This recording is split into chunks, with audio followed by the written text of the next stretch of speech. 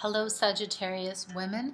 So this is your I Ching Book of Changes reading for February 2017.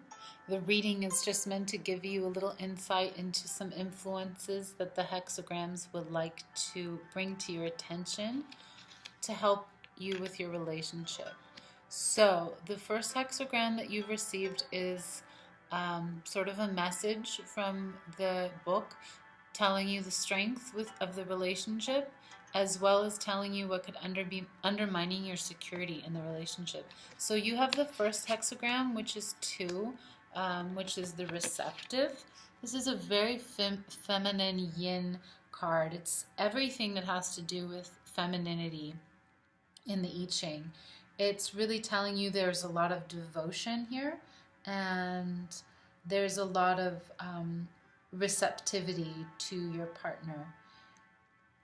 This kind of relationship is seen between a parent and a child, a devoted student to their teacher, and a guru to their disciple. So this card is telling us that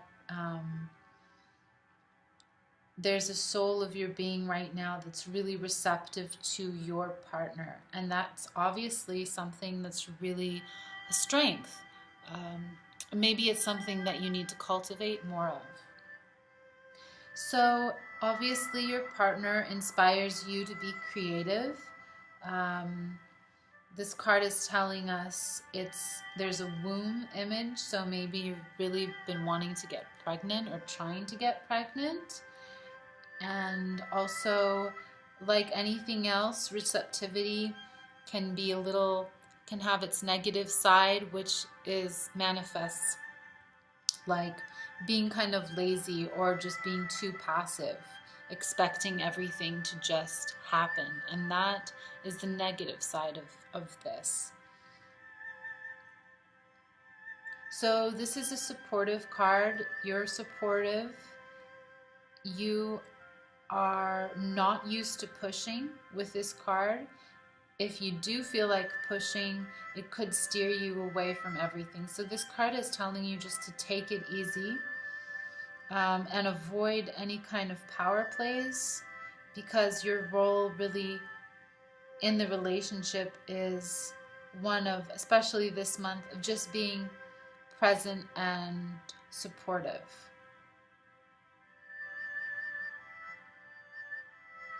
So everyone and anyone would appreciate this kind of support and be humbled and grateful by it.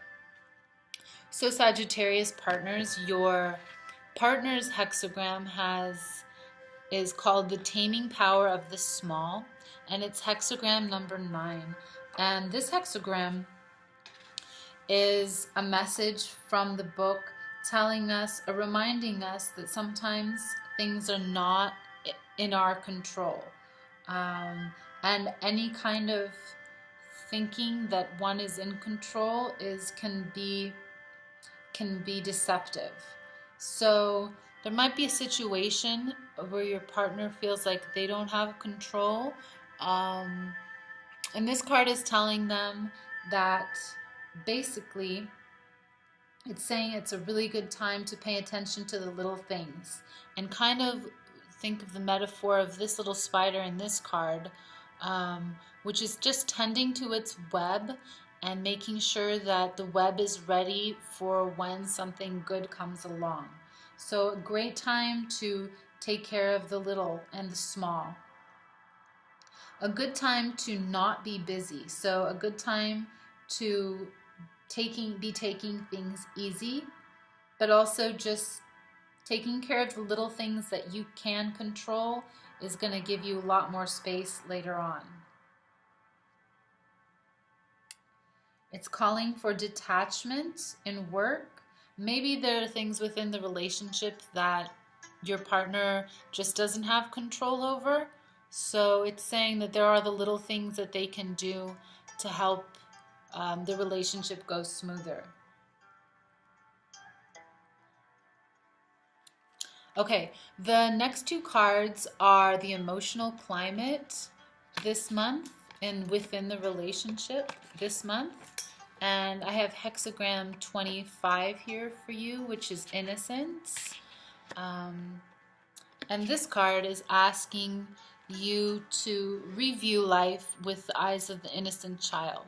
So if you felt like you've been lacking in innocence lately, or not seeing things and feeling a bit cynical, this card is just a reminder that it's always possible to rise through that muck and just see things like that little baby. So laugh at the things that were causing you pain. Do your best. It's going to make a big difference.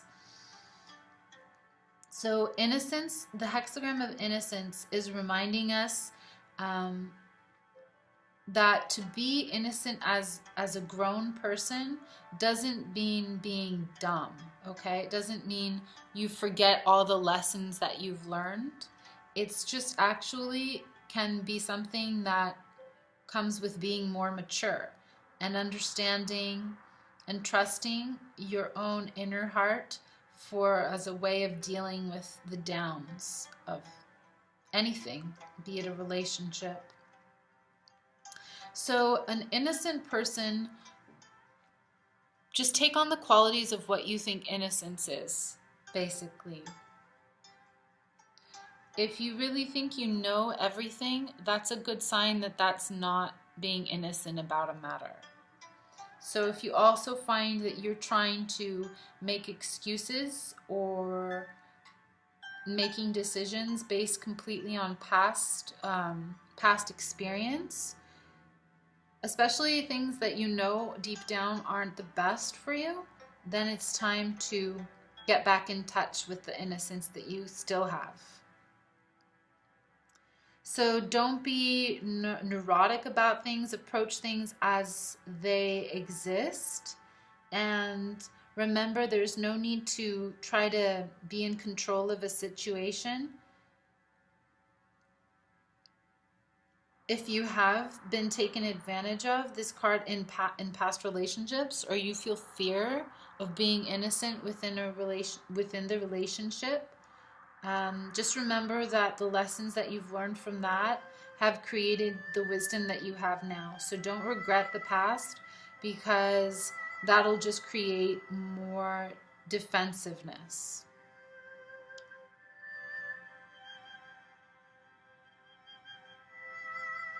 Okay, in your partner's position, we have 60, which is hexagram known as limitation. So this card is saying that there might, in fact, be some limitation to something here. Maybe they don't feel that they can, they're limited by what they can express to you. And this card is actually saying that limitations can give us structure.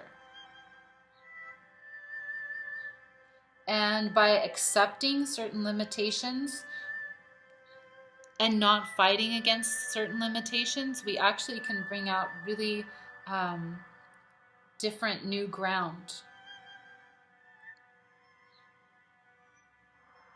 So sometimes limitations can seem frustrating.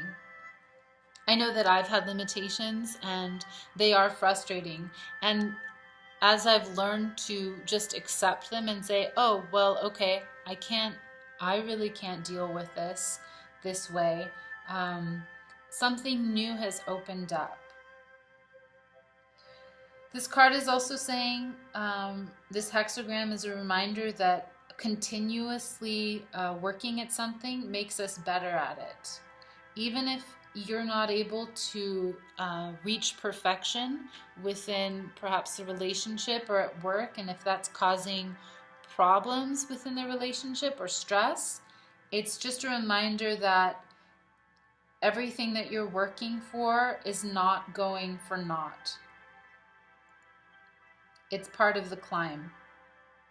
So remembering that continuing to practice is just going to make you really very good at what it is you're doing.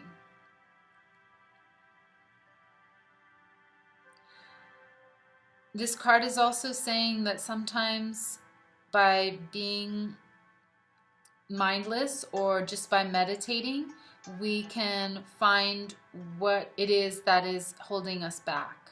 And when that happens, don't be surprised when new limitations happen after that. So that same thing that you thought you knew yesterday might be limiting you today. So your attitude really counts in the way you respond to these limitations.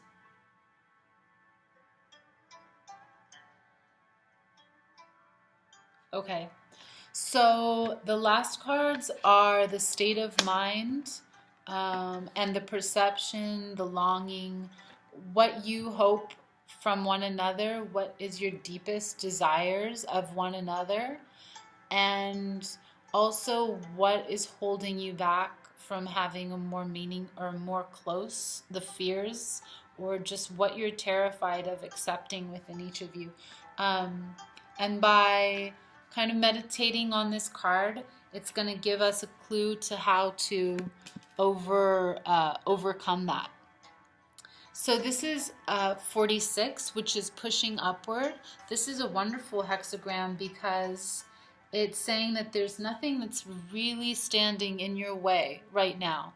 Absolutely nothing in terms of what you're hoping for, and if you're fearing, if there's something you're afraid of. There's don't be. And if there is, don't be. Because whatever is needed right now in terms of that kind of emotional support, it's present. You can look back to all those horrible times, or those, not horrible times, but the times which were not exactly rose tinted, and you can smile at them and say that that was part of your journey to help you become who you are now. And that should bring you a sense of empowerment, definitely. This card is also saying that if you need to ask for help, this is a great time to ask for help. So don't be afraid to get advice. And also don't, if you have some sort of euphoric feelings, don't get distracted by them. So if you're feeling really, really happy one moment and you're like, oh gosh, I'm shopping or I'm driving or I'm with my partner and I'm thinking about something, don't get distracted by them. You've worked hard for this, so this card is a reminder that there's also luck and fate as well here. So it's a time to incorporate others, to listen to them as well. Do not doubt what it is that's in your current reality. And just being doubtful would just postpone the inevitable, which is your success. You don't want others to notice that you feel reluctant, because they're going to sense that. So don't let doubt get in the way of this. This is the moment to go for that highest thing you've been wanting, this card is saying.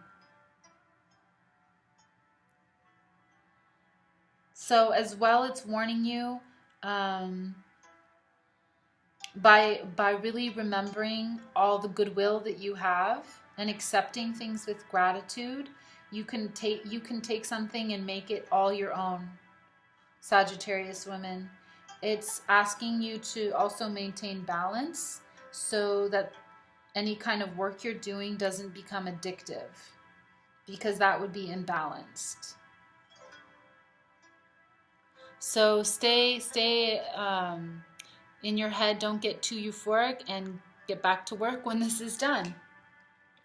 All right, hexagram 45 is gathering together, and this hexagram is actually hexagram 45, and that's the one right before 46. And this one is telling your partner, it's a reminder to your partner that just as oceans and rivers are created by tiny rivulets and all the little bits of water that come together to create a stream, so is what happens in this world of in the social world. So people come together and they create something grander than themselves. This takes mutual commitment, and when that has happened, then there can be respect and trust that happens within the entire group for everybody. So this hexagram is saying that there might be some social groups going on, especially if you think to the world of this world that we're in right now, technology. It shares, many people can join together to share common interests.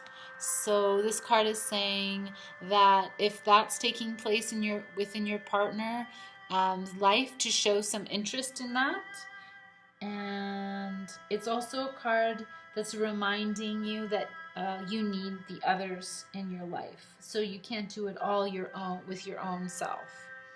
So groups are really coming to the fore with this hexagram. And if your partner is in a role of authority here, this group, they might be standing out.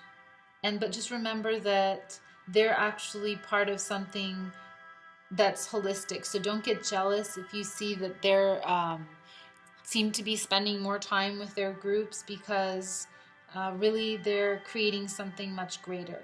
So it's asking for support from both sides, and that's going to create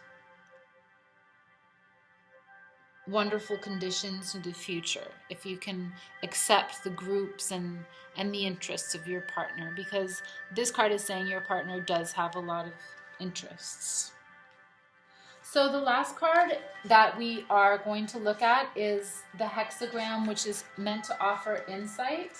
And this insight card is meant to sort of tie together everything that we just saw here, and see where this could be going in the future, or what to expect in the future. So we have hexagram 24, which is the turning point. And this is an interesting hexagram. It has a lot to impart, a lot of knowledge to impart.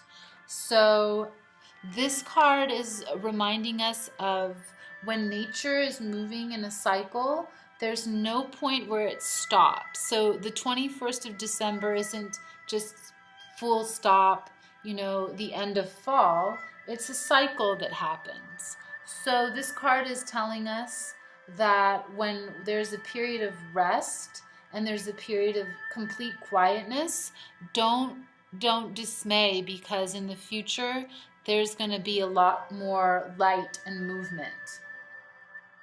This card is also a reminder to not try to rush natural cycles. Just like women can't rush certain cycles that they have, there's certain things that just can't be rushed in the cycle of a relationship. So if there's been any kind of darkness, it doesn't last forever. If there's been a crisis, it's not going to last forever. Think of it in terms of the cold ground in the winter that needs to have that cold and that nothingness before it becomes something. So when there is going to be that change that happens, it will happen by itself. This card is saying that if either of you have been physically unwell, it's really in your best interest to slow down and let the stress and the physical illness heal of its own. Just give it time. Don't just try to bounce back. Of course, everybody has their deadlines and what they need to meet, but there are certain things that we can do to slow down. So don't forget that, to try to do that and support that in one another. Taking care of the basics is the best thing you can do right now.